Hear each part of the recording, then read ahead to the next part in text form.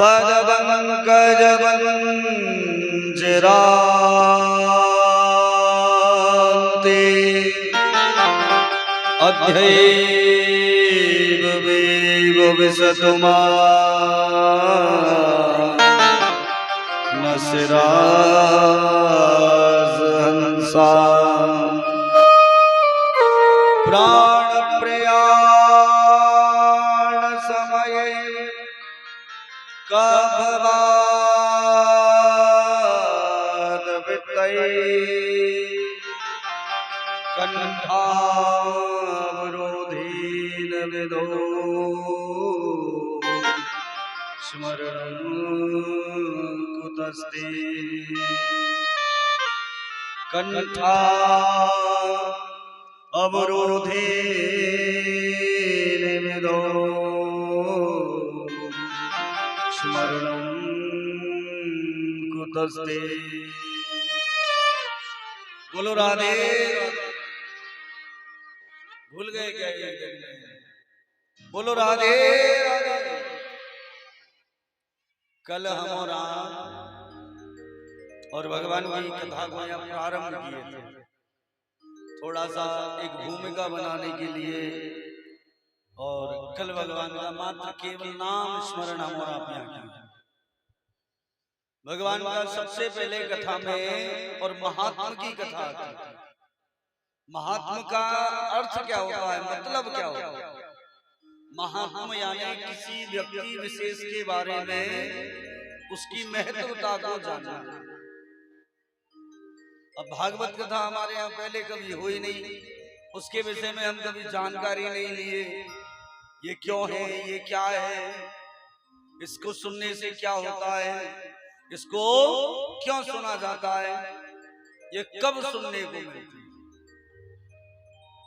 वैसे आजकल मोबाइल का जमाना है, तो लोग बाग मोबाइलों में ही मिल जाती है भगवान की कथाएं। और ये आपके गांव की कथा, ये भी कल से शायद मोबाइल पर चालू हो जाएगी। यहाँ का भी रिकॉर्डिंग करके और चल रहा है। महात्मा मतलब किसी के विषय में जानकारी हासिल करना महात्मा कहलाता है। उसकी महत्वता के विषय में जानकारी करना महात्मा कहलाता है। कल एक श्लोक में हम सुन रहे थे भगवान की कथा कब सुनने को मिलती है। एक श्लोक आता है, बोले भाग्य उदयेन बहुजन्म समर्जितेन सत्संगमं च लभते पुरुषो यदा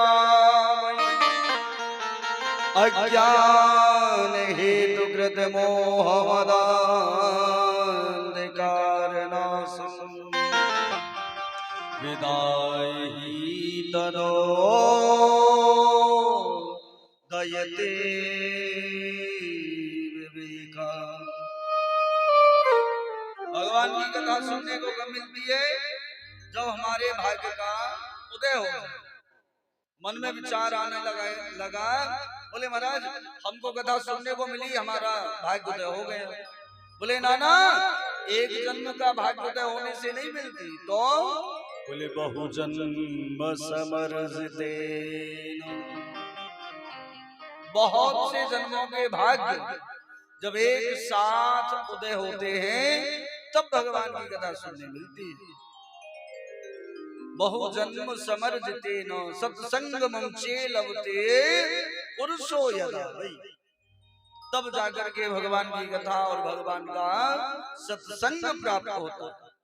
करता क्या है भगवान का भजन और भगवान की कथा और भगवान का सत्संग जीवन में? बोले अज्ञान हेतु कृत मदान्धकारनाशं, क्या करता है? बोले अज्ञानता को दूर करता है, मोह को दूर करता है, अंधकार को दूर करता है और मद को भी दूर करता है। अच्छा महाराज सब कुछ दूर करता है, देता भी है। बोले देता है ना, क्या? बोले विदाहि तदो दयते विवेक। क्या देता है? विवेक को प्राप्त करवाने वाला है भगवान की कथा, भगवान का सत्संग। आगामी श्लोक में हम और आप भगवान के स्वरूप का वर्णन सुन रहे हैं। सच्चिदानंद रूपाय विश्वोदवत्यादिहेतवे तापत्रयो विनाशाय श्री कृष्णाय वयं नमः। भगवान का स्वरूप कैसा है? बोले सत धन चित धन आनंद, जो तीनों कालों में सत्य है, जो तीनों कालों में स्थिर है, जिसका नाम आनंद है, वही सच्चिदानंद घन भगवान है। सच्चिदानंद रूपाय किस कार्य के हेतु है? बोले विश्वोत्पत्त्यादि हेतवे, विश्व की उत्पत्ति के हेतु है भगवान। भगवान से ही ये सारा संसार है। ईश्वर अंश जीव अविनाशी, हम और आप कौन है? उस परमात्मा के अंश हैं। वो हमारा अंशी है, हम उसके अंश हैं। विश्वोत्पत्त्यादि हेतवे, और क्या करते हैं भगवान? बोले तापत्रयो विनाशाय श्री कृष्णाय वयं नमः। तीन प्रकार के और तापों को, कष्टों को, क्लेशों को दूर करने वाले हैं भगवान। तीन प्रकार के ताप बाबा ने बताए। बोले देहिक देविक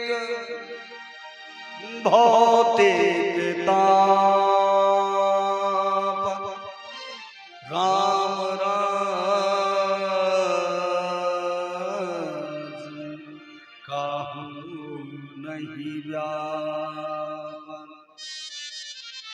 तीन प्रकार के कौन कौन से कष्ट हैं? बोले देहिक, देविक और भौतिक। शरीर का ताप, कष्ट जो होता है, क्लेश जो होता है, उसे देहिक ताप कहा जाता है। देवताओं के द्वारा कोई कष्ट मिले उसे दैविक ताप कहा जाता है, और प्रकृति के द्वारा कोई कष्ट मिले उसे भौतिक ताप कहा जाता है। ऐसे तीन प्रकार के कष्टों को और भगवान दूर करने वाले हैं। इसलिए सब मिलकर के श्री कृष्णाय वयं नमः, सब मिलकर के और भगवान को प्रणाम करते हैं। अच्छा महाराज, संसार में बड़ा कौन है?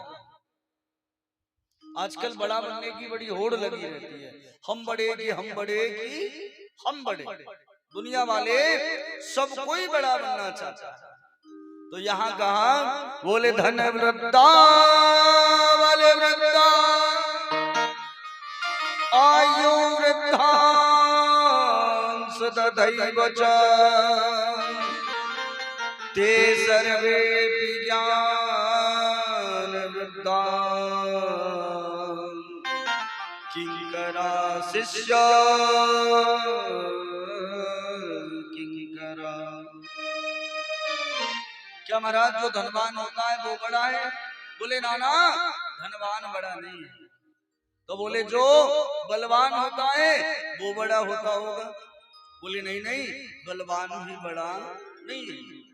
धन वृद्धा बल वृद्धा आयु वृद्धांश तथैव च, तो जो उम्र में बड़ा होता होगा, जिसकी 100 वर्ष उम्र हो गई, 120 वर्ष हो गई, वो बड़ा माना जाता होगा? बोले ना, वो भी बड़ा नहीं है। तो संसार में बड़ा कौन है? बोले ती सर्वे ज्ञान वृद्धा। कौन बड़ा बताया? बोले जो ज्ञानी है ना, वो बड़ा है। अच्छा महाराज, जिसने चारों वेद, 6 शास्त्र, 18 पुराण, मीमांसाओं का अध्ययन कर लिया, उनका ज्ञान प्राप्त कर लिया, वो बड़ा माना जाएगा? बोले हाँ, है तो वो वाला ज्ञानी बड़ा, लेकिन ज्ञानियों में कौन ज्ञानी बड़ा है? ज्ञानी तो आजकल घर घर में ज्ञानी है, सब कोई एक दूसरे को ज्ञान देने वाला है, लेकिन ज्ञानियों में कौन सा वाला ज्ञानी बड़ा है? बोले जो ज्ञान प्राप्त करने के बाद कहे, बोले किंकरा शिष्य किंकरा। कौन सा? बोले जो ज्ञान प्राप्त करने के बाद ये कहे, मैं तो दासों का भी दास हूं। ज्ञान प्राप्त करने के बाद और अहंकार ना करे, अपने आप को बहुत बड़ा ना माने, वही ज्ञानी बड़ा है। अच्छा महाराज वो ज्ञानी बड़ा है, उस ज्ञान से करना क्या चाहिए? आजकल ज्ञानी होने के बाद थोड़ा बहुत ज्ञान मिल जाए ना, तो एक दूसरे को बांटे फिरते, अरे तुम ऐसे नहीं ऐसे कर लो, तुमको ये नहीं ये करना चाहिए, अरे यहाँ नहीं वहां करना चाहिए। अपने ज्ञान को फोकट में फ्री में ही उड़ाते रहते हैं। ज्ञान प्राप्त करने के बाद दुनियादारी के चक्कर में नहीं बढ़ना चाहिए, तो क्या करना चाहिए? बोले कृष्णम प्राप्ते करम सस्वत्साधुनम तद्धुना। उस ज्ञान से केवल और केवल भगवान को प्राप्त करने का उपाय करते रहना चाहिए। वो ज्ञान ही ठीक है जिससे भगवान को खोजा जाए। अब ज्ञान प्राप्त करने के बाद दुनिया में अगर खोजते रहो दुनियादारी को, तो वो ज्ञान बेकार कहा जाता है। ज्ञान प्राप्त करने के बाद केवल और केवल भगवान की खोज में लग जाना, भगवान को प्राप्त करने का प्रयत्न करते रहना, वही ज्ञान श्रेष्ठ कहलाया है। और नहीं तो भैया आप और हम और आप कहाँ बैठे हुए हैं? बोले काल व्याल मुखग्रास त्रास निर्णास ही तवे। हम और आप जो है ना, समय रूपी काल के मुख में बैठे हुए हैं, काल के गाल के अंदर बैठे हुए हैं। कब वो अपना मुंह बंद करे और कब हमारी आपकी लीला समाप्त हो जाए। इसलिए दुनिया से जाओ, उससे पहले केवल और केवल भगवान नाम में तल्लीन हो जाओ। नाही कश्यद क्षणमपि जातोतिष्ठत्य कर्मकृता कार्यते हुष कर्मा गुणै स्वभाव क्रीडवा। ये मानव की सबसे बड़ी भ्रांति है कि वो चिंता ज्यादा करता है और चिंतन कम करता है। कल क्या होगा, कैसे करना है, क्या करना है, ये इतना बड़ा आयोजन हो रहा है, कैसे पूरा होगा, इसकी केवल चिंता करता है। सुनो, चिंता को छोड़ दो और भगवान नाम का चिंतन करना प्रारंभ कर दो, फिर देखो आपके काम कैसे भगवान करके दिखाते हैं। जय हो। चिंता को छोड़ करके और चिंतन जब करोगे ना, तो ठाकुर जी स्वयं कहते हैं, बोले जो मेरा दासत्व स्वीकार कर ले उसका मैं, बोले योगक्षेमं वहाम्यहम्, मैं उसका योगक्षेम सारा बहन करने लग जाता हूँ। उसके सारे कार्य जो हैं मैं स्वयं करना प्रारंभ कर देता हूँ। लेकिन हमारी और आपकी आदत कैसी है? थोड़ा सा विश्वास भगवान पे करते हैं, पूरा विश्वास नहीं करते।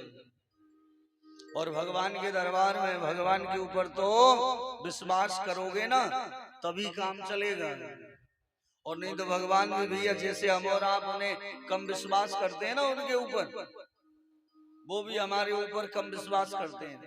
बोले इसका कोई भरोसा नहीं, ये कल कहाँ जाएगा। इसलिए अगर विश्वास करके और सब कुछ अपना भगवान के हाथ में दे दो और कह दो कि दीन बंधु दीनानाथ मेरी डोरी तेरे हाथ, फिर देखो आपके जीवन में क्या कुछ नहीं करने आते हैं परमात्मा। वो तो इतना तक कहते हैं, बोले जहां भगत मेरो पग धरे और महाधरो में आ। जहां मेरा भक्त पैर रखे ना, वहां मैं अपना हाथ रख दूं, कहीं मेरे भक्त के चरण में कोई कांटा ना लग जाए, कोई कंकड़ ना चुभ जाए। इसलिए चिंता छोड़ करके और चिंतन भगवान का करते रहना चाहिए। सुनो, चिंता और चिता दोनों में एक बिंदी का अंतर है। बिंदी अगर हट जाए चिंता में से तो क्या बन जाता है? चिता बन जाता है। और चिता का काम क्या है? मरे हुए शरीर को जलाकर राख कर देना। और चिंता का काम क्या है? जिंदा शरीर को अंदर ही अंदर से जला करके खाक कर देना है। ज्यादा चिंता करने वालों को देखना कहीं ऐसे मिलेंगे बिल्कुल डेढ़ हड्डी, पतले सूखे भुर्रे से, एक फूंक मार दो, ये भगवान जाने का है कि चिंता करे छोड़। एक फूंक मार दो तो 2-4 किलोमीटर दूर उड़ के चले जाए। अरे जब भगवान की कथा में हम जुड़े हैं, भगवान के से हम जुड़े हैं और हम उनके अंश हैं, तो चिंता छोड़ करके केवल और केवल भगवान का चिंतन करना चाहिए। एक बार देखो, भागवत का महात्मा बताया जा रहा है। जिस समय राजा परीक्षित को 7 दिन में मरने का श्राप लगा, सुखदेव जी महाराज कल कल निनाद करती हुई भागीरथी के तट पर, और सुखदेव जी महाराज स्वयं राजा परीक्षित को श्रीमद् भागवत महापुराण की कथा सुनाने के लिए आ गए। इतने में देवता लोग आए और आकर के भगवान परीक्षित जी महाराज से सुखदेव जी महाराज से कहने लगे, बोले महाराज जो आप भागवत रूपी अमृत राजा परीक्षित को श्रवण करवा रहे हो ना, ये कथा रूपी अमृत आप हमें दे दो, और राजा परीक्षित को 7 दिन में मरने का श्राप लगाए ना, इसे हमारे स्वर्ग का अमृत पान करवा। स्वर्ग का अमृत क्या करता है? बोले मरने वाले को जिंदा रखता है, मरने नहीं देता। कहते हैं ना, ये तो अमृत पान करके आया, ये मरने वाला नहीं है, कह देते हैं। यहाँ बोले आप इनको अमृत पिला दो स्वर्ग का, और ये भागवत रूपी अमृत जो है ये हमें पान करवा। और श्री सुखदेव जी महाराज मन में विचार करने लगे, ये देवता लोग बड़े स्वार्थी हैं और किसी को जरूरत पड़े तो भी ये अमृत को देने के लिए तैयार नहीं रहते। आज बिना मांगे ये अमृत का कलश लेके चले आए, क्यों? मन में विचार करने लगे, और विचार करके श्री सुखदेव जी महाराज देवताओं से कहने लगे, बोले क्वा स्वदा क्वा कथा लोके क्वा काचा क्वा मणिर्महान ब्रह्मरातो विचार्येवम्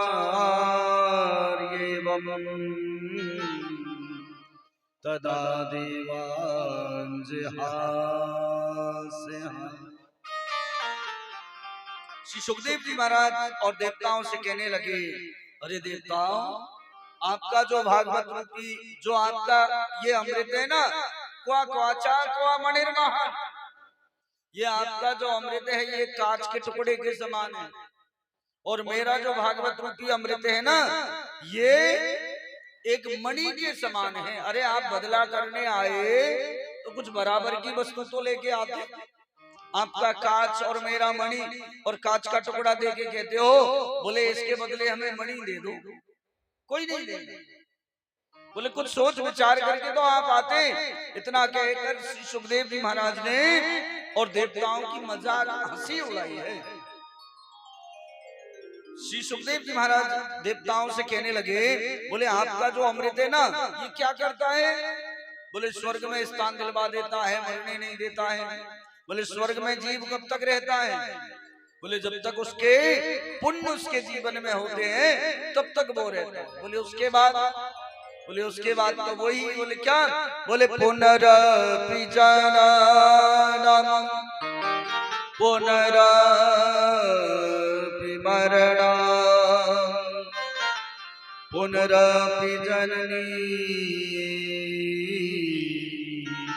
जठरे शयनम।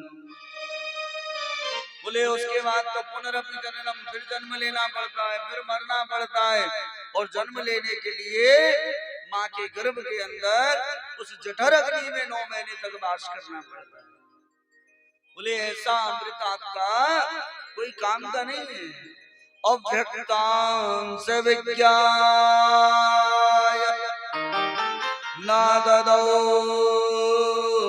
सुगतामृतम् श्रीमद्भागवते वार्ता स्वराणामपि दुर्लभा। ऐसा कहकर के श्री सुखदेव जी महाराज ने और देवताओं के लिए भागवत रूपी अमृत नहीं दिया। इसलिए भागवत महापुराण में कहा गया, बोले भागवत कितना और दुर्लभ है। बोले सुराणाम अपि दुर्लभ, देवताओं के लिए भी दुर्लभ है। और हमको आपको बड़े सहज रूप से, सरल रूप से और सुनने को मिल रही है, तो सुनना चाहिए कि नहीं सुनना चाहिए? क्यों माता, सुनना चाहिए ना। एक बार दोनों हाथ उठा के प्रेजेंट लगाने आए होगा, बोलना भी तो है। दोनों हाथ उठा के अगर बोलते रहोगे ना तो सुस्ती नहीं आएगी, और नहीं बोलोगे तो आधा घंटे के बाद नींद आना शुरू हो जाएगी। क्यों? क्योंकि ज्ञान सबको अच्छा नहीं लगता। ज्यादा ज्ञान किसी को सुनाते रहो तो सोना, बस बस बस बहुत हो गए, अब सोने दो, हटो। आज हम सोशल मीडिया पे चुटकुला पढ़ रहे थे, सुना दें क्या? बताओ सुनाए क्या? हाँ ना, तो कुछ तो ऐसे हाँ में ऐसे गर्दन हिलाते हैं, ना में ऐसे। बताओ सुना दें? कोई पूछ रहा था एक छोटे से बच्चे से, बोले बेटा कितने बजे सोते हो? बोले सच्ची बताएं? बोले हाँ सच बता। बोले किताब हाथ में आ जाए तो 8 बजे सो जाते हैं, और अगर मोबाइल हाथ में आ जाए तो बोले 2 बजे तक नहीं सोते। किताब में क्या है? ज्ञान है, इसलिए नींद आती है। और मोबाइल में, मोबाइल तो फूहड़ खाना, जितना उंगली चलाओ उतना ही देरी लागे, देरी। क्यों बिपिन? देता रहता है ना। कितने बजे तक जगते हो? 2 बजे तक। देख लो, ये रहे एक मरीज हमारे साथ भी। जहां अज्ञानता मिले, जहां जीवन में कोई काम का कार्य नहीं मिले, वहां मन लगता है, और जहां ज्ञान मिले, भगवान का नाम मिले, वहां मन नहीं लगता। इसलिए जब भी बुलवाएं दोनों हाथ उठवा के तो बोलते रहना। क्यों? क्योंकि ज्ञान को बीच बीच में पचाने के लिए राधे राधे जो बोलोगे ना, ये हाजमोला का काम करेगा। एक बार दोनों हाथ उठा के, क्योंकि पच जाएगा तो फिर से कितना भी।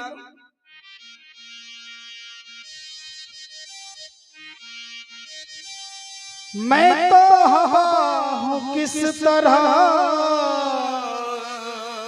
पहरे लगाओगे, महसूस ही करोगे मुझे, छू न पाओगे। महसूस ही करोगे मुझे, छू न पाओगे। महसूस ही करोगे मुझे, छू न पाओगे। हो मैं तो हवा हूँ किस तरह, मैं तो हवा हूँ किस तरह पहरे लगाओगे। महसूस महसूस महसूस ही करोगे मुझे, छू न पाओगे। महसूस ही करोगे मुझे, छू न पाओगे।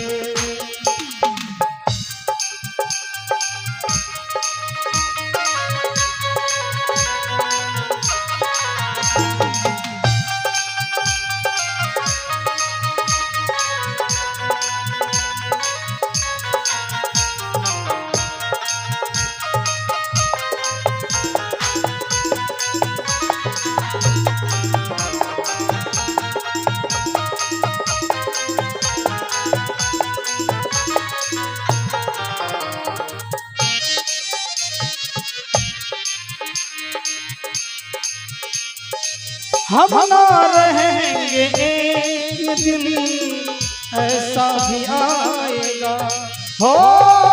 हम ना रहेंगे एक दिन ऐसा भी आएगा। हम ना रहेंगे एक दिन ऐसा भी आएगा हो। हम ना रहेंगे एक दिन ऐसा भी आएगा। तस्वीर को गणेश मेरे तुम लगाओगे। तस्वीर को गणेश मेरे तुम लगाओगे। मैं तो हवा हूँ किस तरह, मैं तो हवा हूँ किस तरह पहरे लगाओगे। महसूस महसूस महसूस ही करोगे मुझे छू न पाओगे। महसूस ही करोगे मुझे छू न पाओगे। महसूस ही करोगे मुझे छू न पाओगे।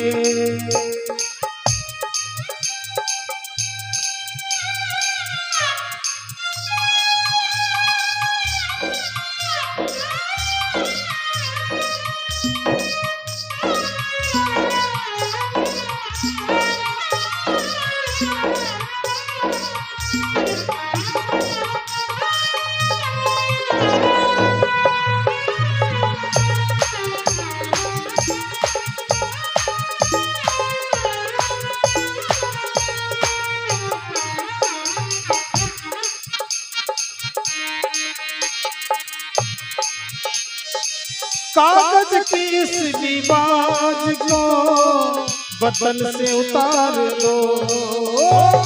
कागज की इस लिबास को बदन से उतार दो।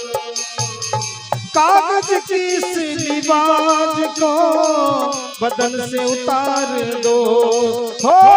कागज की इस लिबाज को बदन से उतार दो। क्योंकि पानी बरस गया तो पानी बरस गया तो वो क्या दिखाओगे। पानी बरस गया तो वो क्या दिखाओगे। मैं तो हवा हूँ किस तरह पहरे लगाओगे हो। मैं तो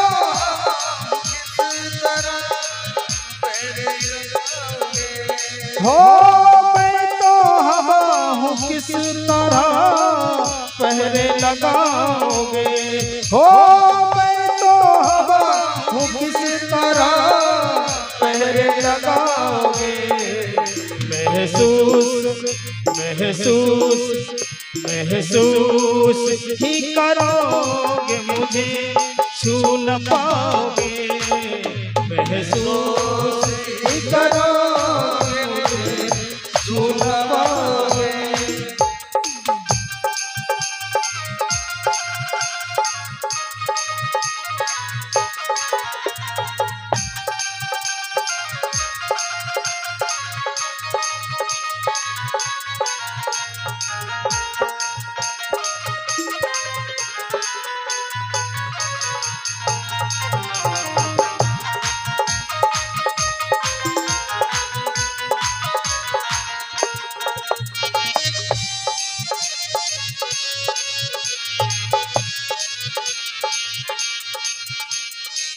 गम क्यों किसी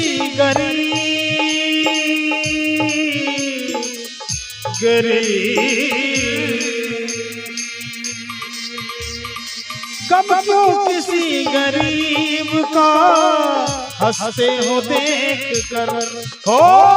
गम क्यों किसी गरीब का हंसते हो देख कर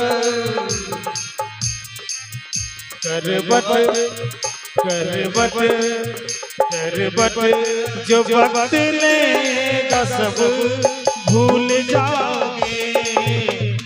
बट जो वक्त लेगा सब भूल जाओगे। मैं तो हवा हूँ किस तरह, मैं तो हवा हूँ किस तरह पहरे लगाओगे। हो मैं तो हवा हूँ किस तरह पहरे लगाओगे। महसूस महसूस महसूस ही करोगे मुझे छू न पाओगे। महसूस ही करोगे मुझे छू न पाओगे।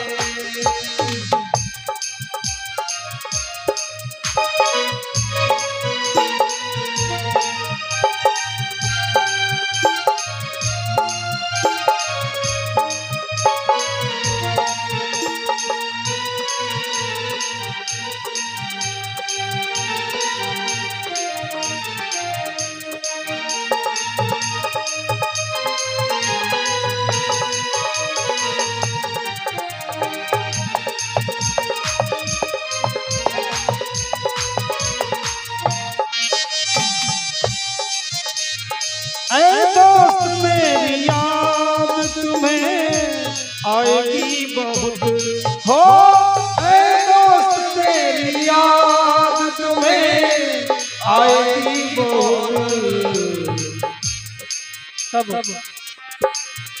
मेरी गजल को जब कभी गुनगुनाओगे। मेरी गजल को जब कभी गुनगुनाओगे। मैं तो हवा हूँ किस तरह पहरे लगाओगे।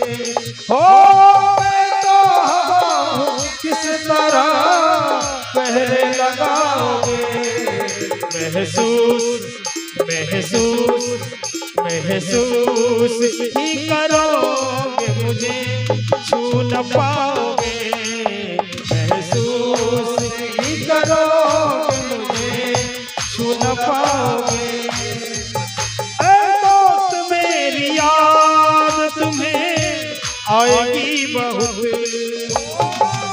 दोस्त मेरी याद मुझे आएगी बहुत। मेरी मेरी मेरी गजल को जब कभी गुनगुनाओगे।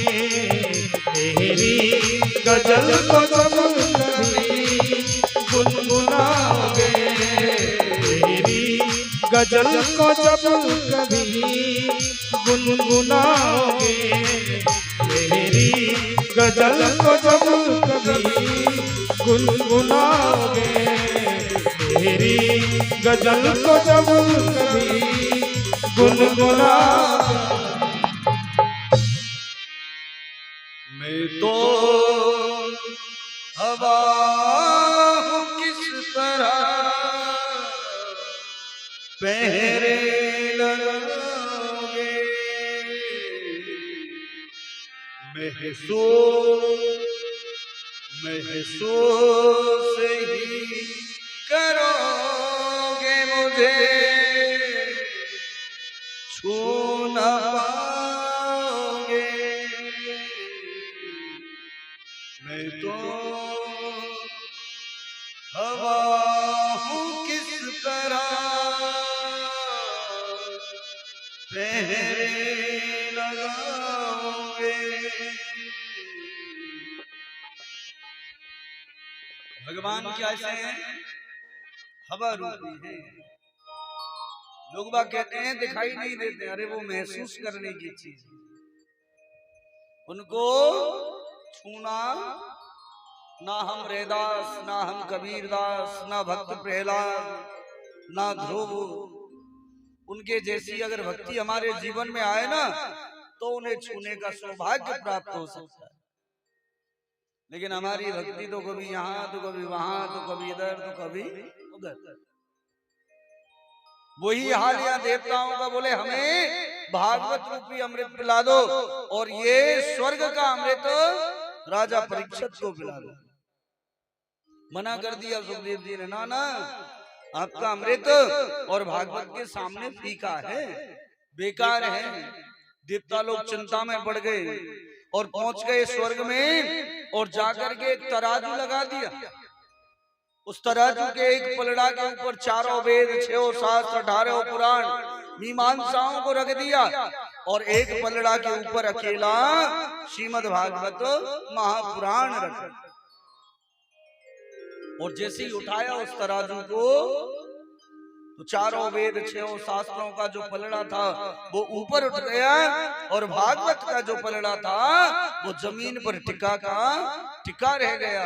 इसलिए भागवत कोई साधारण ग्रंथ नहीं है, कोई साधारण पुस्तक नहीं है, कोई साधारण कथा नहीं है। तो बोले श्रीमद् भागवताख्योऽयं प्रत्यक्ष कृष्ण एव। ये साधारण ग्रंथ नहीं, कथा नहीं, कोई साधारण पुस्तक नहीं। ये श्रीमद् भागवत जो है साक्षात और भगवान कृष्ण का ही स्वरूप है। इसलिए भागवत महापुराण को कहा गया कृष्ण बांगमयी लीला, भगवान कृष्ण का बोला हुआ ग्रंथ है।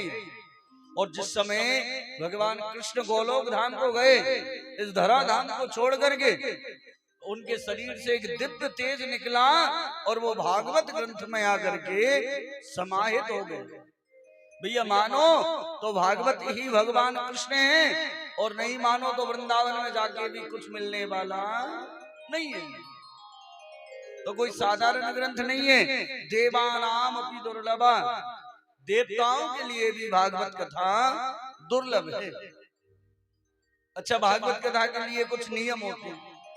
सबसे पहला नियम बोले भागवत कथा जहां होना चाहिए वो स्थान कैसा, सुंदर स्थान हो, कोशिश हो कि किसी मंदिर का प्रांगण हो।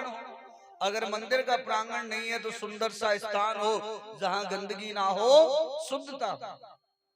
दूसरा बोले भागवत कथा का गान, जो सुनाने वाला वक्ता है उसकी भाषा शैली इतनी सरल हो कि जितने श्रोता बैठे हैं सबको समझ में आना चाहिए। आप लोगों से एक बात पूछूं, मैं जो यहाँ से बोल रहा हूँ वो आपकी समझ में आ रहा है सबको? किस किस को समझ में आ रहा है हाथ उठा के बताना। पीछे वाले चश्मा वाले बाबा ना आ रही समझ में? अब सबको समझ आना चाहिए।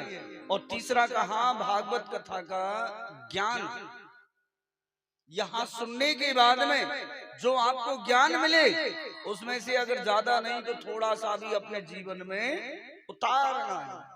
ये नहीं कि 9 दिन कथा सुने और 10वें दिन अपने वही घर के काम में लग गए, हाँ हो गया यज्ञ, अब फ्री हो गए, अब क्या है ना, ऐसा नहीं। भागवत कथा सुनने के बाद और अपने जीवन में इसको उतारना ही चाहिए। और चौथी बात, भागवत कथा में आप सब लोगों का ध्यान कहाँ रहना चाहिए? जो श्रोता सुना रहा है, वक्ता जो सुना रहा है, उसकी वाणी के ऊपर ध्यान होना चाहिए। ये नहीं कि थोड़ी देर पहले इधर आगे कोई खड़ा हुआ सब वहीं देखने लगे कौन मंत्री जी आ गए। यहाँ अगर एक बार को पीएम मोदी भी आ जाए और आप लोग सच्चे भक्त हो भगवान के, तो उसके आने पर उसकी ओर ना दौड़ करके केवल भगवान की कथा सुनो, क्योंकि उसको भी भगवान ने बनाया है और हम भगवान की कथा सुन रहे हैं। और 5वीं बात, भागवत कथा में आप लोगों के कान, ये नहीं कि बगल वाला क्या बोल रहा है पहले उसकी सुन लेना।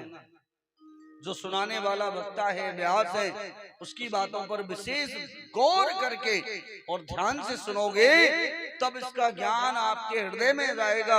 अन्यथा भैया यहाँ से सुनोगे यहाँ बाईपास हो जाएगा।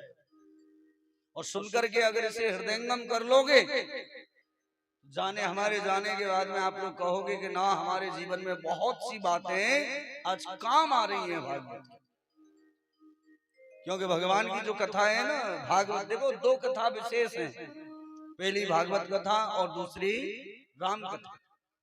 भागवत कथा हमें क्या सिखाती है? भागवत कथा हमें मरना सिखाती है और राम कथा जीना सिखाती है। मरता तो सबको ही है, आया है सो जाएगा राजा रंक फकीर। और कोई सिंहासन चढ़ चला तो कोई बंधा जंजीर। जो आया है उसे जाना है, लेकिन मरना तो भैया वो वाला मरना है कि जाने के बाद में और वर्षों वर्षों तक आपको याद किया जाए कि ना यार वो भी एक आदमी था। और मरने के बाद 10 लोग दूसरे दिन ही कहे अरे अच्छा हुआ धरती का बोझ मर गया, तब तो हमारा मरना बेकार। भागवत कथा क्या सिखाती है? मरने की कला सिखाती है। और राम कथा जीना, जीवन को जीने की कथा सिखाती है। जी तो सब रहे हैं, जो जन्म लिया है उसे अपनी उम्र पूरी करनी है, लेकिन जीते जी कुछ ऐसा कर जाए। अरे राम ने किया, पिता के वचन को मान करके, पिता के वचन की लाज रखने के लिए, उनके वचन को रखने के लिए 14 वर्ष वनवास चले गए। एक भी बार नहीं कहा पिताजी मैं नहीं जाऊंगा। उधर भरत को मिल रहा था सिंहासन, वो चित्रकूट में जाकर के कहने लगा, बोले ना मुझे वो सिंहासन नहीं चाहिए, मुझे मेरा भाई चाहिए। जीवन जीना अगर सीखना है तो राम कथा सुनो, और मरना अगर सीखना है तो भागवत कथा सुननी चाहिए।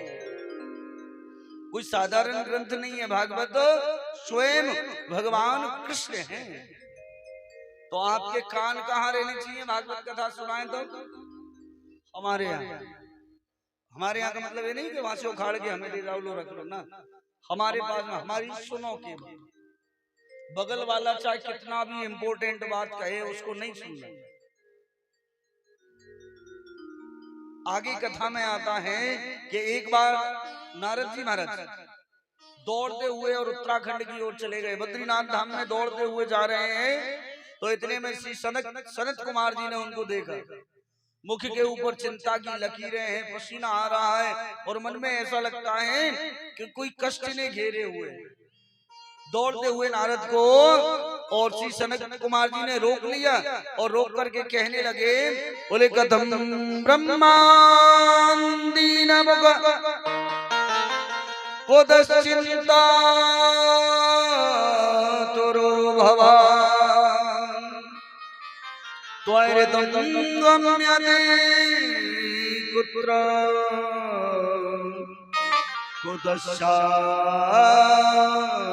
कुतश्चागमनं तव। हे नारद, कथम ब्रह्मांडीन मुख कुतश्चिंता तुरो भवान। हे नारद, हे ब्राह्मण, कहाँ दौड़ते हुए जा रहे हो? कौन चिंता आपको सता रही है? त्वरितं गम्यते कुत्र कुतश्चागमनं तव। आप कहाँ से आ रहे हो? कहाँ से आपका आगमन हो रहा है? कहाँ आप जा रहे हो ये हमें बताइए। और नारद जी महाराज और सनत कुमार जी को देखते हुए और कहना प्रारंभ किए हाथ जोड़ करके, बोले अहम तो पृथिवीं जातुं ज्ञात्वा सर्वोत्तमामिति पुष्करं च प्रयागं च काशी गोदावरी तथा। हे महाराज, अहम तो पृथ्वी जाता, मैं पृथ्वी लोक से आ रहा, ज्ञात्वा सर्वोत्तमामिति, और मैं घूमते हुए पृथ्वी लोक में अनेक जगह गया। कहां कहां? बोले पुष्करम च प्रयागम च, मैं पुष्कर क्षेत्र गया। राजस्थान में अजमेर डिस्ट्रिक्ट के अंदर एक जगह पड़ती है पुष्कर, वहां पर दुनिया का एकमात्र ब्रह्मा जी का मंदिर है। पौराणिक जो मंदिर हैं उनमें ब्रह्मा का केवल एक मंदिर है संसार में, वो पुष्कर क्षेत्र राजस्थान में। बोले वहां भी गया। बोले और कहाँ गए? बोले काशी गया, बनारस, गोदावरी क्षेत्र गया। अच्छा महाराज, आपने वहां जाकर के क्या देखा? बड़ा आनंद आया होगा आपको और मृत्यु लोक में घूम करके। बोले ना ना, ऐसा कुछ नहीं है। तो बोले ना पश्यन् कुत्रचित् शर्मा मनः संतोष कारकम् कलीनाम धर्ममित्रेण धैर्यं बाधिता। महाराज ना पश्यन् कुत्रचित् शर्म मनः संतोष कार्य, मैंने वहां पर मेरे मन को संतोष मिले ऐसा कोई कार्य नहीं देखा। क्या देखा? बोले कलीनाम धर्म मित्रेण धैर्यं बाधिता। बोले सब केवल और केवल कलयुग के धर्म का पालन करने वालों को। अच्छा महाराज कलयुग का धर्म क्या है? बोले तरुणी प्रभुता के शालको बुद्धिदायक कन्या विक्रयणो लोभा दंपतीनां चिकलकनम। कलयुग का धर्म क्या बताया? ध्यान से सुनना। बोले तरुणी प्रभुता के, जब से घर में नई पुतहू आ गई तो सासू माँ से कहा आप बूढ़ी हो गई, अब भगवान का भजन करो, और जो घर की चाबियों का गुच्छा है मालिकाना हक मुझे दे दे। ये कलयुग की नववधुओं का नियम है। तरुणी प्रभुता के शालको बुद्धिदायक, जब तक विवाह नहीं होता है ना तब तक तो लड़का जो है किससे पूछता है? कोई काम करता है तो अपने पिता से पूछता है, अपने भाइयों से पूछता है, अपने परिवारी जनों से पूछता है, अगर उनसे भी नहीं बनती है तो अपने गांव में सबसे पूछ लेता है, और विवाह हो जाए उसके बाद में बोले शालको बुद्धिदायक, साले साहब से सलाह लेता है। छोटा भी घर में कोई काम करना होगा फोन लगाएगा, हेलो साले साहब घर में सत्यनारायण की कथा कर रहे हैं, कितने लोगों का भोज करें? अरे भैया वो साला तेरा कल बनाए, गांव परिवार का व्यवहार तो तेरे घर वालों को ही पता होगा। अरे बेटा रुक जा, ओए लाला पकड़ियो यार। शालको बुद्धिदायक और बोले कन्या विक्रयणो लोभा दंपतीनां चिकलकनम। लोभ के कारण और बेटियों को बेचना शुरू कर दिया। पहले कन्या दान किया जाता था और अब बेटियों को बेचना शुरू कर दिया, इसलिए बोले दंपति नाम चिकलकनम। पति पत्नियों में ज्यादातर और क्लेश ही रहता है घर में। आजकल देखा है ना, हमको तो सुनने को मिलता है महाराज जी, कोई आता है पुरुष आके कहता महाराज जी हमारी पत्नी नहीं सुनती है, और पत्नी पहले हमारा पतिदेव हमारी बात नहीं सुनता। अरे कलयुग के धर्म को हम पालन कर रहे हैं, एक दूसरे में क्लेश तो बना ही रहेगा। इससे बढ़िया है भगवान नाम संकीर्तन प्रातःकाल जगते ही। जरूरी नहीं है कि आप ढोलक लो, ऑर्गन लो या माइक लगाओ ना। अरे जो भी काम कर रहे हो करते रहो और मुख में केवल भगवान नाम जपते रहो। फिर देखो जीवन में कभी कोई क्लेश नहीं आएगा, जीवन में कभी कोई कष्ट नहीं आ सकता। लेकिन हम और आप जो जरूरी है उसे भूल बैठे और जो जरूरी नहीं है उसे पकड़े हुए हैं। सत्य है उससे अकड़ रहे और झूठ है उसे पकड़ रहे। अब झूठ को पकड़ोगे तो भैया परेशानी तो झेलनी ही पड़ेगी। एक बार दोनों हाथ उठा के, पीछे वालों आप भी बोला करो, दोनों हाथ उठा के। तो तरुणी प्रभुता के हे शालको बुद्धिदायक कन्या विक्रयणो लोभात दंपति नाम चिकलकनम। ये महाराज कलयुग के धर्म है। और देखो जिन घरों में सालों की चलती है, हमारे ब्रज में साले साहब जो होते हैं ना उनको सारा बोला जाता है, सारा ब्रज भाषा के अंदर। तो हमारे ब्रजवासी संत कहते हैं बोले दीवार बिगाड़े आरो और घरे बिगाड़े सारो। जिस दीवार के अंदर खिड़की अधिक होंगी और वो वेंटिलेट बनाने लेने के लिए वो बना देते हैं ना, वो अधिक होंगे तो वो दीवार कमजोर होगी। और भैया जिस घर में साले की चलती हो उस घर की भी दीवार कमजोर होती है। अरे घर में तो घर के परिवार लोगों की चलनी चाहिए। और जिन्होंने सालों से सलाह मशवरा लिया ना,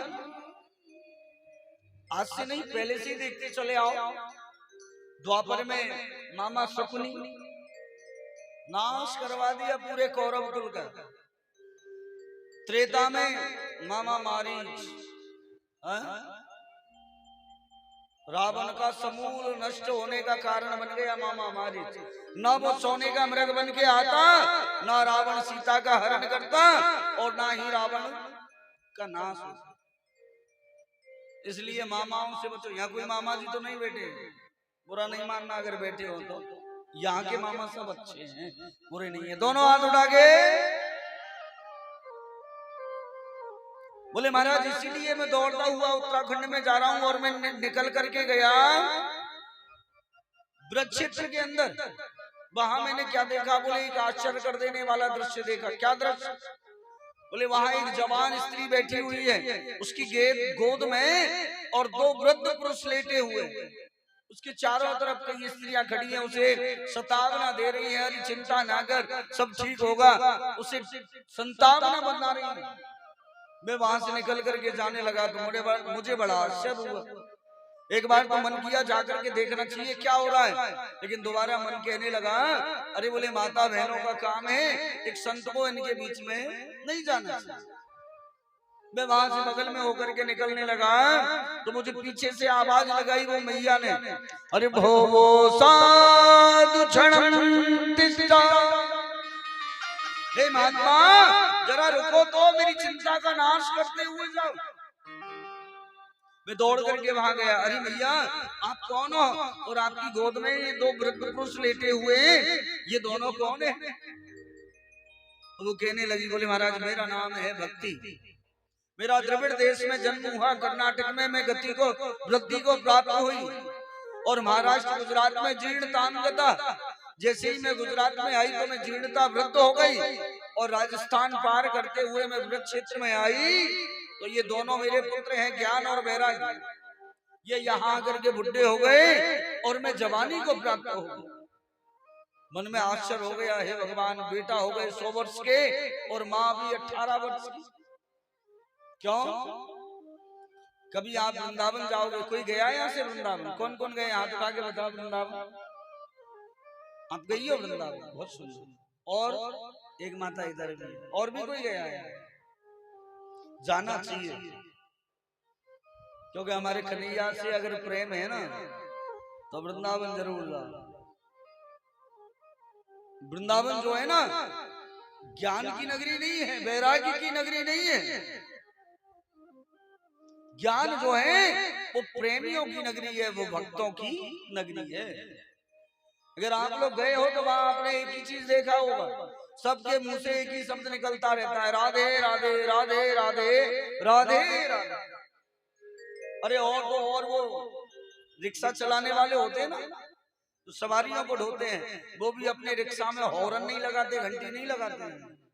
आगे कोई आ जाए चलते हुए तो उसको आवाज लगा के हटा दे, अरे राधे जरा साइड हो जाओ, सबको राधे बोलते।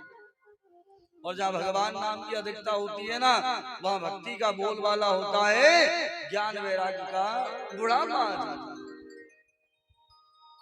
भक्ति मैया ने बताया, बोले ये दोनों मेरे बेटा हैं, इनकी आप मूर्छा को दूर करो, इनके बुढ़ापे को दूर करो। श्री नारद जी महाराज ने चारों वेद 6 शास्त्र 18 पुराणों को गा करके सुना दिया, मीमांसा को सुनाया। और सुनो, गीता पाठे मुहुर्मुहु, गीता का पाठ तो बार बार करके सुनाया, लेकिन ज्ञान वैराग्य की मूर्छा को दूर, उनकी वृद्धता को दूर नहीं कर पाए।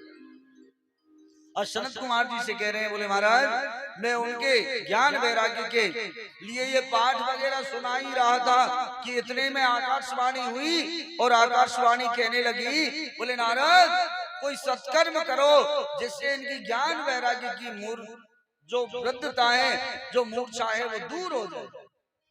अब महाराज में वो सत्कर्म की खोज में दौड़ा हुआ जा रहा है। सत्कर्म क्या है आप हमें बताइए। श्री सुखदेव स्वामी राजा परीक्षित से कह रहे हैं, बोले सनत कुमार जी ने नारद जी महाराज को बताया, बोले सत्कर्म सूचक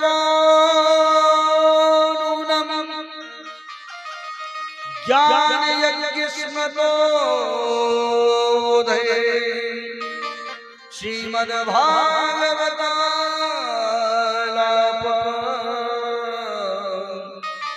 सातु गीत सुखादिनी। श्री सनत कुमार जी नारद जी से कहने लगे, बोले नारद सत्कर्म कुछ और नहीं तो श्रीमद् भागवत महापुराण की जो कथा है वही सत्कर्म है। अच्छा महाराज कौन सुनाएगा इस? आप चलो वृंदावन में पड़े हुए ज्ञान वैराग्य में भक्ति के साथ वहां चल के और कथा सुनाओ। सनत कुमार जी कहने लगे, बोले हम तो उत्तराखंड छोड़ के बद्रीनाथ धाम को छोड़ के जाते नहीं। ये उत्तराखंड में ज्यादा से ज्यादा हरिद्वार तक जा सकते हैं, हरिद्वार से नीचे हमको जाना ही नहीं। कैसे होगा महाराज? तो नारद जी से कहने लगे, बोले कुछ आप आओ उधर से चल के वृंदावन से, और कुछ हम बद्रीनाथ से चल करके नीचे जाते हैं। कहां पर? बोले हरिद्वार में पहुंच जाते हैं। हरिद्वार में कलकल निनाद करती मां भागीरथी के तट पर आनंद नाम का एक वन है। उस वन के अंदर श्री सुखदेव श्री पर सनत कुमार जी महाराज के लिए सुंदर सा मंच बनाया, ज्ञान वैराग्य के लिए आसन दिया, और नारद जी महाराज ज्ञान वैराग्य के निमित्त श्रीमद् भागवत महापुराण की कथा का आयोजन किए। बोलिए भागवत महापुराण की जय। जैसी भागवत महापुराण की कथा प्रारंभ हुई, इधर ज्ञान वैराग्य की मूर्छा दूर हुई और ताता थैया करती नृत्य करती हुई माँ भक्ति ज्ञान वैराग्य के साथ में आनंद वन नाम के तट पर आ गई और आकर के नारद जी महाराज से कहने लगी, हे नारद ज्ञान वैराग्य के लिए आपने स्थान दिया, बैठने को आसन लगाया, मैं कहाँ बैठूं, मेरे लिए भी स्थान बताओ। नारद जी महाराज कहने लगे, माँ भक्ति जितने भी भगवान के श्रोता बैठे हुए कथा के, इन सबके हृदय रूपी आसन में जाकर के आप बैठ जाओ, जिससे कि इनके हृदय में और इनके जीवन में भगवान की भक्ति बढ़ जाए। बोलिए भक्ति महारानी की जय। तो भागवत महापुराण की कथा कैसी कथा? देवानाम अपि दुर्लभ, पहले तो देवताओं के लिए भी दुर्लभ है। दूसरा, कोई अगर बुढ़ापा भी आ जाए ना किसी को, उसको भी जवान कर देते। अब बूढ़े लोग बैठे वो सोच रहे होंगे, वाह हमारी तो जवानी आ जाएगी। जवान होने का मतलब समझो, भगवान की कथा सुन करके और जिसका मन प्रसन्न होकर के और भगवान के भजन में लग जाए, एक युवा की तरह, वो जवानी, शरीर की जवानी नहीं। ये पंचतत्व का जो शरीर है ना, ये तो जन्म से लेकर के और बुढ़ापे तक इसका चक्र है, वो पूरा करके एक दिन छूट जाता है। लेकिन मन का, कहते हैं ना, मन का बुढ़ापा, उम्र 55 की और मन बचपन का। मन अगर बचपन का है तो भगवान का भजन ही क्या, संसार के कोई भी काम को अंजाम देने के लिए तैयार हो जाए। और भैया अगर मन को ही बुढ़ापा आ गया तो जवान लोगों को भी देखना मुंह लटकाए, अब कुछ नहीं होने वाला।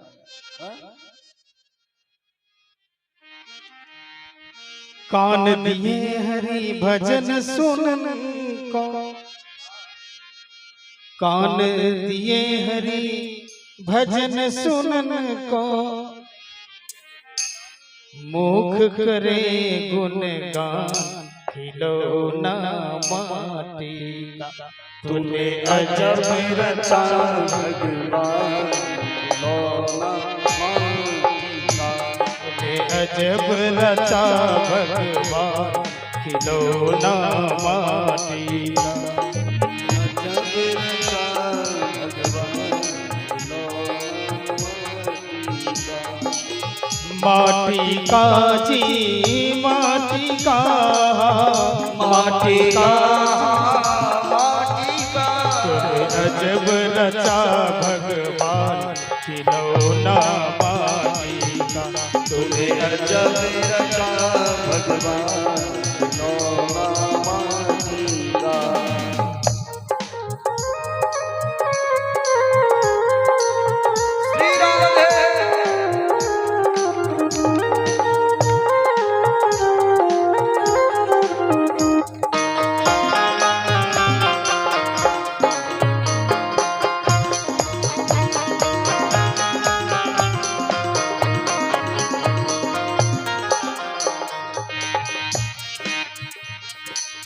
जीव दिए हरि भजन करन को, जीव दिए हरि भजन करन को, जीव दई हरि भजन करन को, जीव दिए हरि भजन करन को, जीव दई हरि भजन करन को। आँख करे पहचान खिलौना माटी का, तूने अजब रचा भगवान तूने अजब रचा भगवान खिलौना माटी का, तूने अजब रचा भगवान खिलौना माटी का।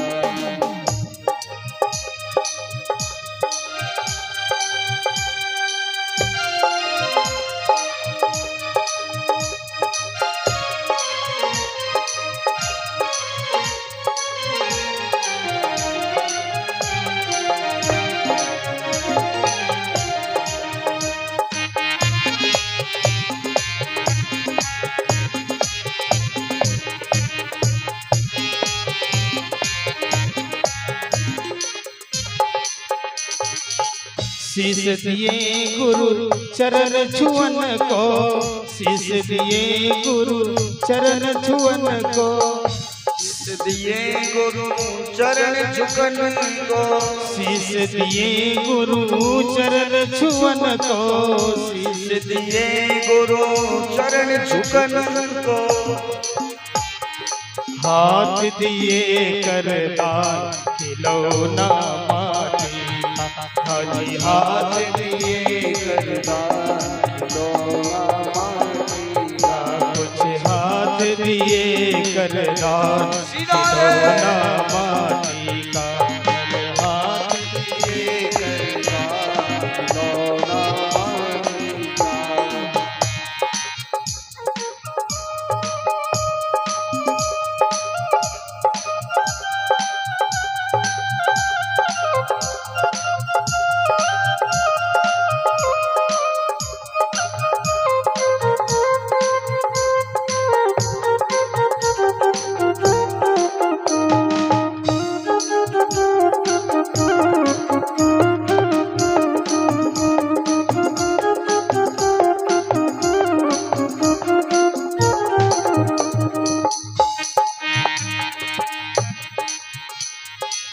सत्य नाम का बटन दबा के, सत्य नाम का बटन दबा के, सत्य नाम का बटन दबा के, सत्य नाम का बटन दबा के। ले लो प्रभु का नाम खिलौना माटी का, हाजी ले लो प्रभु का नाम खिलौना माटी, तूने अजब रचा भगवान खिलौना माटी का, तूने अजब रचा भगवान खिलौना माटी का।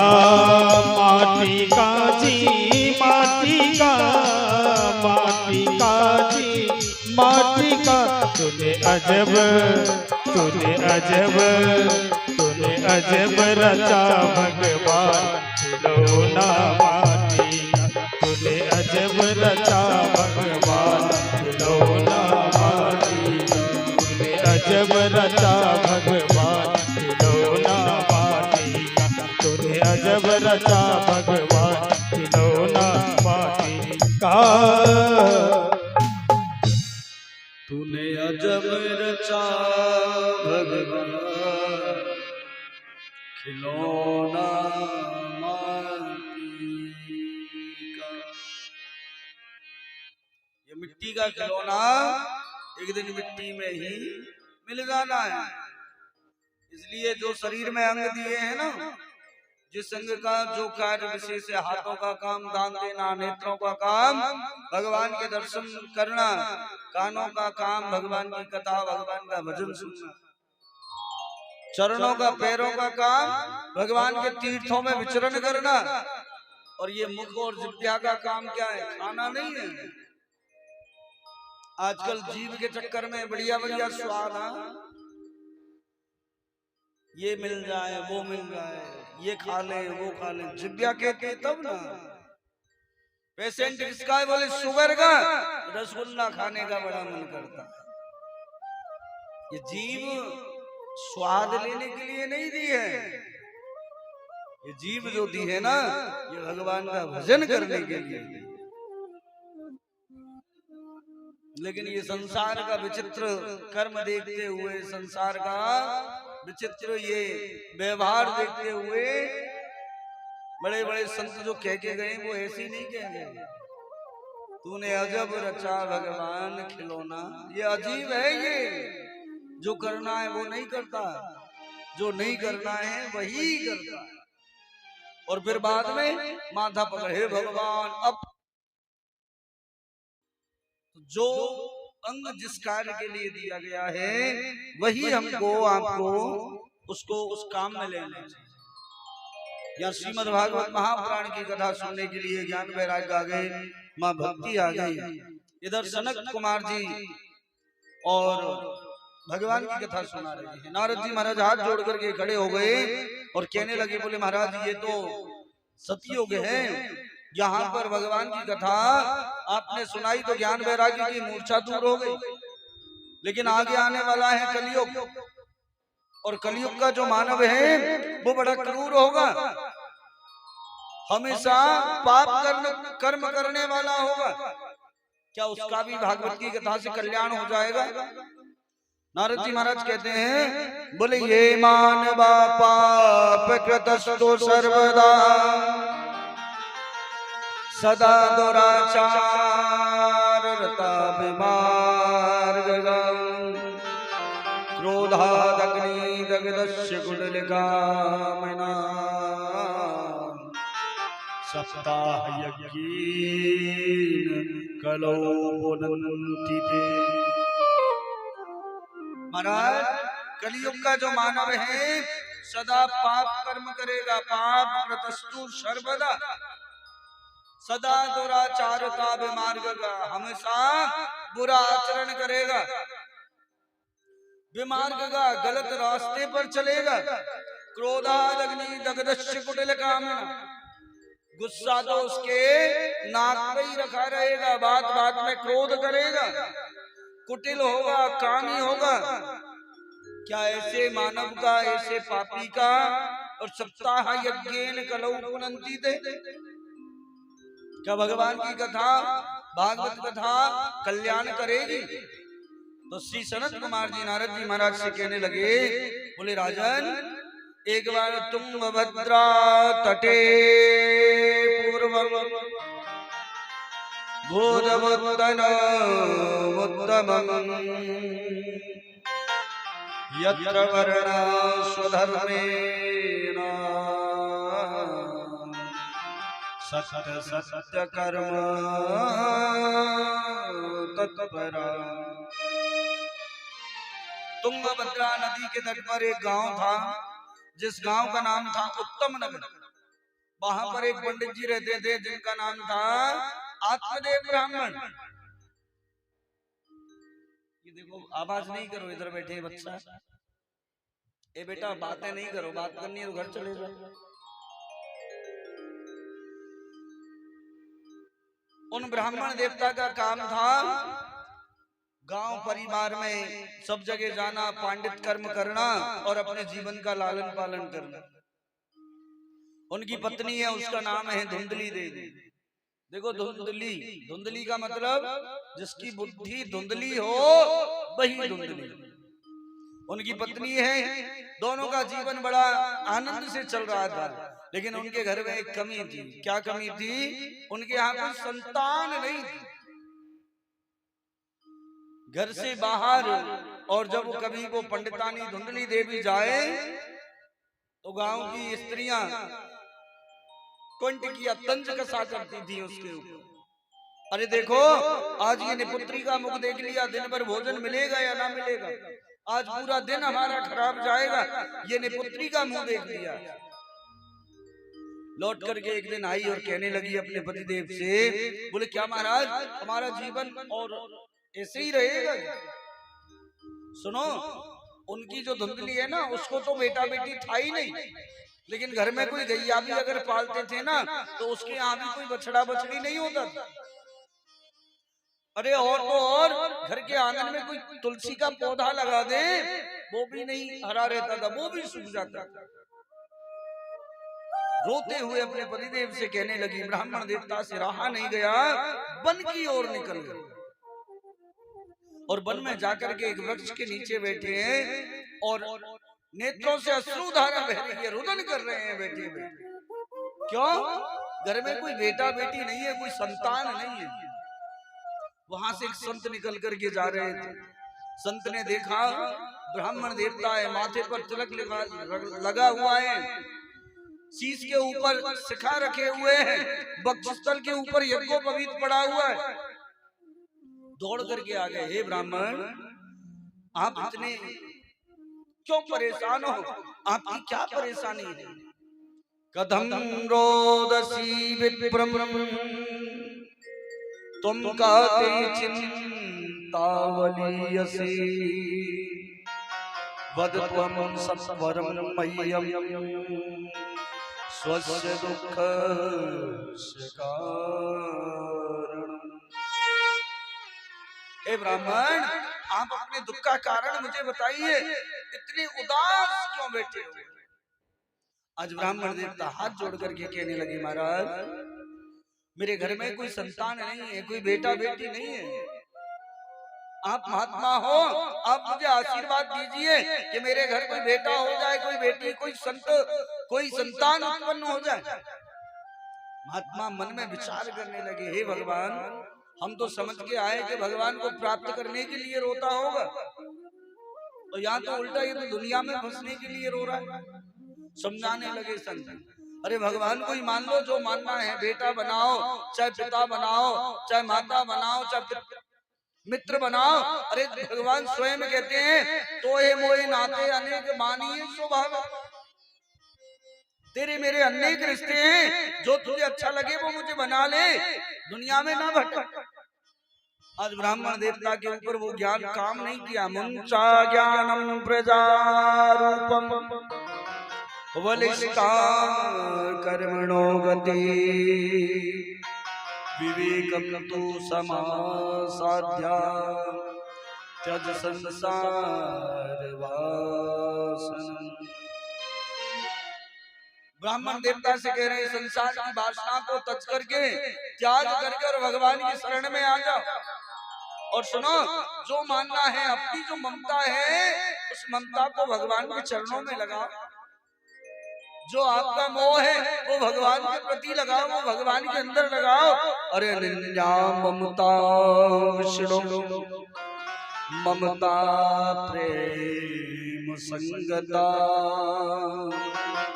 भाव सा एव संद्रात्मा उदय प्रेमा निगत्यति। जो आपकी ममता है उसे भगवान के प्रति लगा, जो आपका मोह है उसे भगवान के प्रति लगा। आज ब्राह्मण देवता हाथ जोड़ करके कहने लगे, अरे बोले संत महाराज, संतान का सुख क्या होता है वो आप नहीं जानते।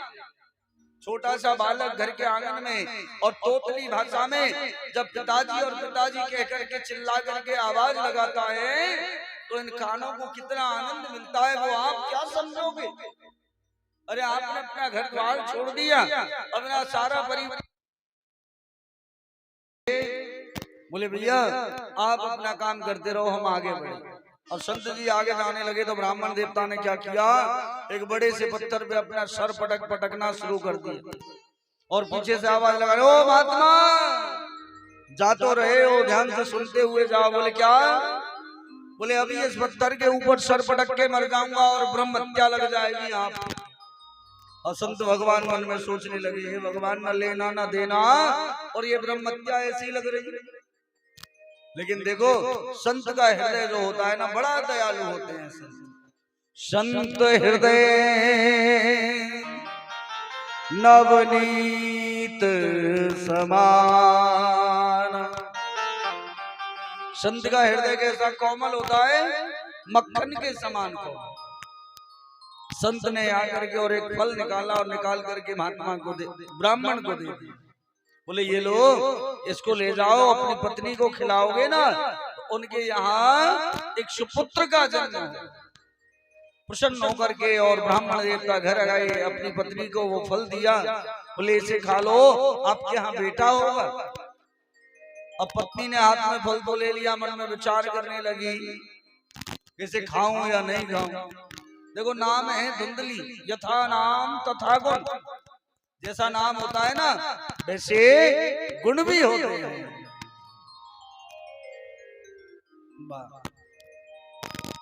जैसा नाम होता है वैसे गुण भी होते हैं। तर्क बुद्धि वाली है, मन में विचार कर रही है नहीं खाना चाहिए। अपनी गैया के लिए बहन के कहने पर और उस गाय के लिए खिला दिया है, और खुद मक्खन झूठ मूठ का बना करके और घर के अंदर आराम करने लग गई है। 9 महीने के बाद में उसकी जो छोटी बहन है वो अपना बेटा दे करके चली गई, नवजात शिशु को अपनी बहन के यहाँ। ब्राह्मण देवता से कहा, बोले मेरे यहाँ बेटा हो गया है। ब्राह्मण देवता मन में बड़ा प्रसन्न हुए, गांव में दौड़ पड़े, हमारे यहाँ भी बेटा हुआ है, हमें भी कोई पिताजी कहने वाला हमारे घर में आया। 10वां महीना आया तो जो फल गैया को खिलाया ना, तो गाय के यहाँ भी एक सुंदर सा बालक जन्म लिया, जिसका संपूर्ण शरीर जो है मानव की तरह है और कान जो है वो गाय की तरह है। ब्राह्मण देवता बड़े प्रसन्न हुए और उस बालक का नाम गोकर्ण रखा। बोलिए गोकर्ण जी महाराज की जय हो। अब तो वापस लौट के घर आए और अपनी पत्नी से कहने लगे, सुनो हमारी गाय ने भी एक बेटे को जन्म दिया है और उसका मैंने नामकरण संस्कार किया, उसका नाम रखा गोकर्ण। और ये जो बड़ा बेटा हमारे घर में जन्म लिया है इसका भी नामकरण संस्कार करना है। धुंधली देवी कहने लगी, बोले कौन नामकरण संस्कार करेगा? अरे बोले गांव के जितने बालक जन्म लेते हैं सबका नामकरण संस्कार मैं करता हूँ, तो मेरे बेटे का भी ना मैं ही करूंगा। धुंधली कहने लगी, बोले महाराज 9 महीने परेशानी मैंने पाई और नाम रखोगे आप? बोले ना, मैं अपने बेटे का स्वयं नाम रखूंगा। क्या नाम रखोगी? क्या नाम रखोगी? बोले मेरा नाम धुंधली और मेरे बेटे का नाम धुंधकारी। अब तो जैसी माँ वैसा बेटा। धीरे धीरे दोनों भाई बड़े होने लगे। दोनों में क्या अंतर है गोकर्ण में और धुंधकारी में? बोले गोकर्णो पंडितो ज्ञानी और धुंधकारी महाखल। गोकर्ण के साथ पंडित ज्ञानी है और धुंधकारी जो है वो महामूर्ख है, महाखल है, महाखल है ये धुंधकारी जो है। धीरे धीरे दोनों भाई गांव में खेलने के लिए जाने लगे, बड़े हुए तो वाह। बोलिए बांके बिहारी लाल की। जो है गांव में खेलने जाते थे तो धुंधकारी उत्पात करता था और गोकर्ण जी महाराज गांव के बालकों को अच्छा अच्छा काम करने के लिए बताते थे। कभी गोकर्ण जी महाराज बैठ करके बालकों को संकीर्तन सिखाते थे, भगवान का भजन करने के लिए बोलते थे, और इधर धुंधकारी जो है किसी का कान उखाड़ता, किसी के बाल उखाड़ता, किसी का सर फोड़ता था। रोज रोज ब्राह्मण देवता के यहाँ शिकायत आया करती थी, महाराज आपके और बालक ने हमारे बालक को मारा है। एक दिन और आत्मदेव ब्राह्मण वन में चले गए, क्यों? घर में संतान क्यों है? एक दिन और गए थे, क्यों? घर में संतान क्यों है, क्यों नहीं है? और आज जा रहे हैं, घर में संतान क्यों है? आज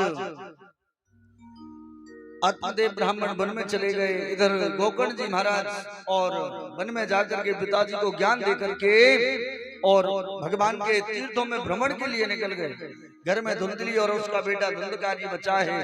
अब तो बड़ा होने लगा, मदरा का पान करने लगा, चोरी डकैती करने लगा है, वेश्यागमन करने लगा है, जुआ खेलना प्रारंभ कर दिया। पैसे की जरूरत पड़े, धन की जरूरत पड़े तो भैया को मारे पीटे, एक दिन माफी और अंधकूप में गिर करके अपने प्राणों को अंत कर ली। अब तो घर में कोई नहीं है रोकने टोकने वाला, 4-4 वेश्याओं को घर में ले आया, नित्य प्रति चोरी करके लाए वेश्याओं का लालन पालन करने के लिए। एक दिन राजा के हाथ से धन चुरा करके बहुत सा धन लेकर के आया। वेश्याओं ने पूछा कहाँ से लाए? बोले राजा के यहाँ। वेश्याओं ने मन में विचार किया ये अगर पकड़ा गया तो साथ साथ में हमें भी सजा मिलेगी। रात्रि के समय मदिरा का पान कराया और पूर्ण रूप से जब नशा में हो गया तो एक खटिया से बांध करके और जलते हुए अंगारे उसके मुख में डाल दिए और पीट पीट करके उसके प्राणांत कर दिए। उसी घर के अंदर गड्ढा खोद के उसे गाड़ दिया। अकाल मृत्यु होने के कारण प्रेत योनि को प्राप्त हुआ। वेश्या जो थी वो धन को लेकर के चली गई। इधर गोकर्ण जी को पता चला, गया में जाकर के गोकर्ण जी महाराज ने पिंडदान किया भाई के निमित्त। एक दिन लौट करके आए गोकर्ण जी महाराज गांव में और अपने घर पहुंचे तो वो प्रेत आत्मा जो है वो गोकर्ण जी को डरा रही है। कभी हाथी बन के चिगाड़ता है तो कभी कुत्ता बन के भूखता है तो कभी शेर बन के दहाड़ता है तो कभी आग के गोला के रूप में सामने आ जाता है।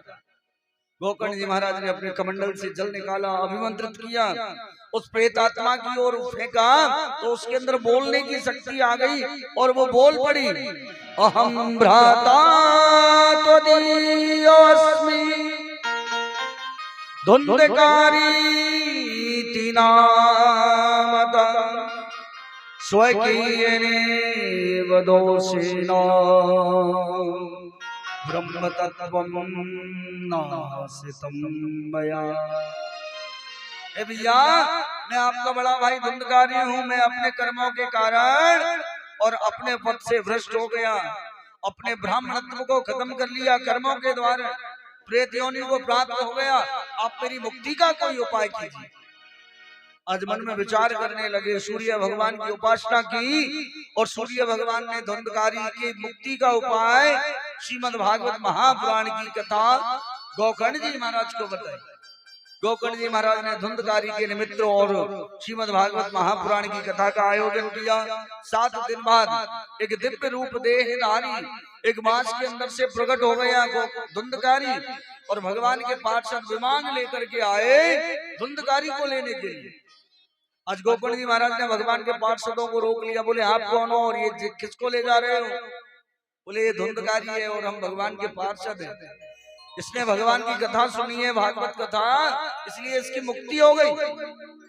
आज गोकर्ण जी महाराज कहने लगे, बोले अत्रैव वह्वासन्ति श्रोतारो मम निर्मला। हे भगवान के पार्षदों, यहाँ पर तो मेरे इतने श्रोता बैठे, अकेले धुंधकारी के लिए ब्राह्मण विमान लेके आए हो, सबके लिए क्यों नहीं? आज भगवान के पार्षद भगवान से पूछने के लिए गए और आकर के कहने लगे, बोले धुंधकारी ने जो है ना भगवान की कथा को मन लगा करके सुना है और संपूर्ण कथा सुनने के बाद में रात्रि के समय मनन करता था, इसलिए इनकी मुक्ति हो गई। इसलिए भगवान की और पार्षद हम जो पार्षद हैं इन्हें लेने आए आज दोबारा से। और गोकर्ण जी महाराज ने पुनः भागवत कथा का आयोजन किया। उत्तम नगर नाम के नगर के सब लोगों ने भगवान की कथा को ध्यान से मन से सुना, नियम से सुना और सुनकर के अंतिम दिवस सब भगवान के विमान में बैठ के भगवान के धाम को गए। बोलिए भागवत महापुराण की जय हो। यहाँ से आते आगे और श्रोता वक्ता के लक्षण आते हैं। श्रोता 3 प्रकार के होते हैं। पहला होता है श्रोता, दूसरा होता है सरोता और तीसरा होता है श्रोता। श्रोता कैसा होता है? भगवान की कथा का समय मानो 5 बजे से है तो 4 बजे पंडाल में आएगा, चारों तरफ व्यवस्था देखेगा, गंदगी तो नहीं है, बिछावन ठीक से है या नहीं है, और उसके बाद में संपूर्ण कथा को एक आसन पर बैठ करके सुनेगा और अंतिम में भगवान की कथा सुन करके आरती करके प्रसाद लेके अपने घर के लिए जाता है। और दूसरा होता है सरोता। सरोता समझते, सुपारी काटने वाला, कट कट कट कट जो करता, लेट आएगा, भीड़ सब जमा हो जाएगी तो, और उसके बाद में आकर के ऐसी जगह बैठता है जहाँ उसकी बात सुनने वाले लोग बैठते हैं। उनके बीच में आके कथा सुनता नहीं है तो कथा सुनाना शुरू कर देता। ये पंडाल ठीक नहीं लगा, ये महाराज जो आए कथा सुनाने वाले ये ठीक नहीं है, ये गाने वाले को ऑर्गन बजाना नहीं आता है, पता नहीं कौन जमाने की धुन छेड़ रहा, ये ढोलक वाला इतना पतला क्यों, मोटा क्यों नहीं है, दुनिया भर का और अपना कथा सुनाना शुरू कर देता है। सुनना नहीं है, ना सुनना है और ना सुनने देना है। ये होता है सरोता। और तीसरा होता है सोता। सोता का बड़ा आनंद है। क्या घर में छोटे छोटे बच्चे नहीं सोने देते, भगवान की कथा में आ जाता है और खंबा से लग के और अट जाता है। 3 घंटे तक नेत्र बंद करके और पूरा नींद लेता है। और अंतिम जब कथा होती है, जोरदार जयकारा लगता है, तो नींद खुलती है। और नींद के खुलते ही और बगल में जो बैठा है ना, उससे क्या कहता है पता है? ये नहीं कहता है नींद लग गई, तो क्या कहता है? अरे वाह, आनंद आ गया, बहुत सुंदर कथा सुनाई। अब बगल में बैठने वाला कोई हम जैसा हो, पूछ ले क्या कथा सुनाई, अब बता। तो वो भी कहता है, बोले महाराज क्या बताएं, भाव में बह गई, भाव से कथा सुन रहे थे। ये श्रोता 3 प्रकार के होते हैं। श्रोता और वक्ता के लक्षण क्या होते हैं वो आपको बता दें। नियम होता है श्रोता के लिए, एक टाइम भोजन करके भगवान की कथा सुने। बोले महाराज एक टाइम से काम नहीं चलता। बोले दिन भर भोजन करे, लेकिन ऐसा भोजन करना चाहिए कि जिससे आलस नहीं आए भगवान की कथा सुनने। क्रोध ना करना चाहिए, ब्रह्मचर्य का पालन करना चाहिए और भगवान की कथा में मन लगा करके कथा सुननी चाहिए। ऐसे ही वक्ता के लिए नियम है, वक्ता ब्रह्मचारी हो, ब्राह्मण हो, क्रोधी ना हो, लालची ना हो, लोभी ना हो। ये श्रोता और वक्ता के लक्षण हैं। यहाँ से आगे की कथा हम और आप कल श्रवण करेंगे, प्रथम स्कंद की कथा। तो अब आज की कथा को यहीं पर विराम करते हैं। एक बार मेरे पीछे पीछे महामंत्र का आप लोग जाप करें। हरे राम राम राम हरे हरे, हरे कृष्णा कृष्ण कृष्ण हरे हरे, हरे राम राम राम हरे हरे, हरे कृष्ण कृष्ण कृष्ण हरे हरे। बोलिए वृंदावन बिहारी लाल की जय।